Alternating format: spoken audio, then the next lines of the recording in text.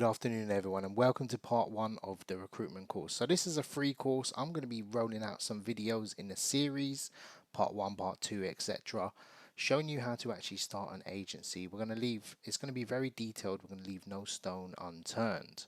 Now, in turn, what we're going to be doing as well is showing you what to buy, how to actually start your business, how to find candidates, how to successfully place a candidate, what to say to clients, etc. We're going to show you the whole thing. It's going to take a while to pump out the videos, but even if you're watching these videos, it should be evergreen content. So if you're watching it a few months later, you should be able to still get value from it, fingers crossed.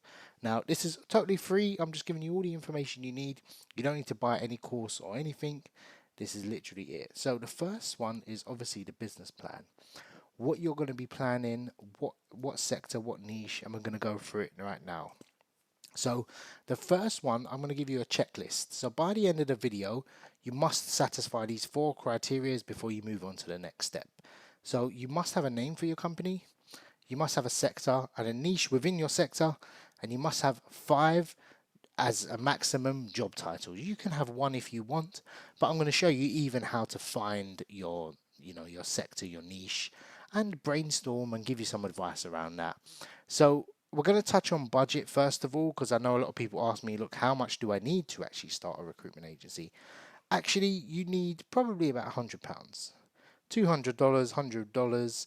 That's probably what you're looking at. You can spend 200, 600, 1,000. The maximum you can probably spend if you buy all the job board subscriptions, all the software, lo and behold, if you don't hire staff, you're probably looking at about 14 to 16,000, maybe 20,000 if you get an office, like a serviced office, that kind of thing. But I would suggest strongly do it on a shoestring budget. Keep your overheads low until the money starts coming in. This makes business sense, overall. If it doesn't just apply to a recruitment agency, you must reinvest the capital once you get going. So if you want to skip a step, look, I want to get a job board, I want to access CVs, I don't know, I want some certain software, sure, that's up to you to budget accordingly. It can be done at very minimum. And you must remember, this is a service-based business. So no matter what your branding looks like, what software you have, it's very client dependent. It's cash flow based. So it doesn't matter how you look, what software you have, that's irrelevant. Yeah. So the name of your agency is up to you. You have pretty much 2 choices. I'll break it down. The first step is a niche-based specific one. So you would call it the best warehouse company in the world if you're recruiting warehouse staff. That is probably what you can go with. That's a very old-fashioned way, and it does sort of corner you in a position where you have to stick with that niche, or later on rebrand your agency. The second one is a brandable. You can change your niche. So let's say you pick the wrong sector to recruit in, or you want to change. You can even keep that same name. So I gave you an example of warehousey. Obviously, I'm not very good with picking names, but you get the idea. So they're the 2 that you have to go with. Keep it short, less than probably 2 syllables. So even the best warehouse recruitment, I wouldn't even go with that. So warehouse rec, you could call it. So typically, a lot of companies just use the word REC, so rec, instead of, because that's the abbreviation for recruitment. So you can bear that in mind when picking your name. Now, the important part of this video and the first part of this course when you're making a business plan for your recruitment agency is definitely picking your sector. Now, this is very important, and it can save you hours, thousands of hours of agony if you do your research beforehand. Now, typically most people would go into it and start to think, okay, I want to pick a large sector, IT, construction. I've worked in IT. I heard there's a lot of money. Those are the biggest mistakes I see people make when they come to me for coaching, or I get countless emails from people or messages on LinkedIn saying, look, I'm in IT, I haven't made a placement, I haven't even got a client. Now, that rings alarm bells. Now, what typically happens is most agencies start off in a very small niche, and then they expand to the bigger ones. So typically most people look at big agencies and they say, wow, that agency is doing really well. They got 200 staff. Well, the reason is they started off very small, and then they grew into that sector when they had the manpower to infiltrate it, and the brand name, and they had clients, and they had reputation, and it's much easier to go into it. You can't compete very very difficult to compete unless you've got existing knowledge, connections, etc. It's possible, but it's not the most efficient way to do it. Now, I would recommend growth in emerging sectors. Don't pick sectors which are dying. For example, I'll give you a silly example. If you went to recruit diesel mechanics, yeah, we all know that's not really an emerging sector. If you were to recruit mechanics, you would go to the electronic side of it, so the EVs, so the electronic vehicle market. Pick sectors that are growing, not shrinking. So think cybersecurity, maybe blockchain. If you're looking at IT, you want those kind of niches, and it must be sectors with high employees. Yeah, you don't want a sector where, I don't know, you're picking, it's very seasonal. You want something all year round. So you don't want strawberry pickers, yeah, which is very seasonal. In the summertime they hire strawberry pickers and that's it, farm workers, that kind of thing, or Christmas staff. You can add that to your existing business, but I wouldn't recommend building a whole recruitment agency around that. Now, you also want low competition. I'm going to show you how to do that, and obviously the higher the demand, the more business we can earn from that as well. So that should give you an idea around sector. Again, I'm going to show you exactly how to do that.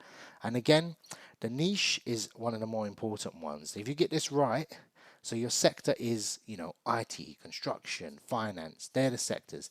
The niche would be, think of it as the job titles. So I'm going to give you an example shortly as well. So the niche would be, if you went into construction, you'd be recruiting bricklayers or plumbers. Yeah, you can do, 5 different job titles, like I said before. And you can always expand. So if you start with bricklayers, then you can start with plumbers afterwards. So don't think, oh, there's only, 100 jobs or 200 jobs in my sector, I'm going to finish it and all the clients are going to say no. Sure, you can rebrand, you can go into different sectors afterwards.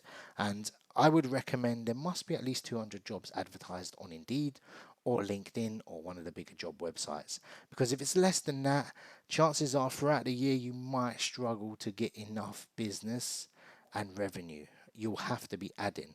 So overall, you kind of want at least 2,000 jobs advertised out of your 5 jobs that you've picked. And bear in mind, this is only starting your agency. Once you get going, let's say you're making, in your first quarter you made 30,000 or your second, then you can start to say, okay, great, I can expand. Remember, you can always expand. Don't think of it, oh, my niche is so small, I'm never going to make any money. I'm never going to hit that 6-7 figures, but it's very possible. And ideally, you kind of want no competition. And believe it or not, I'm going to show you there's very little competition in some niches. And I've done a lot of research on this. I've had agencies. I've still got an agency in a sector which doesn't have much business, or not much business, much competition. So you kind of want, ideally you want one where there's no niches, no agencies, sorry, and you want one with about 600 plus jobs. And I'm going to show you a few now examples. So we head over to Indeed and LinkedIn, sorry, Google.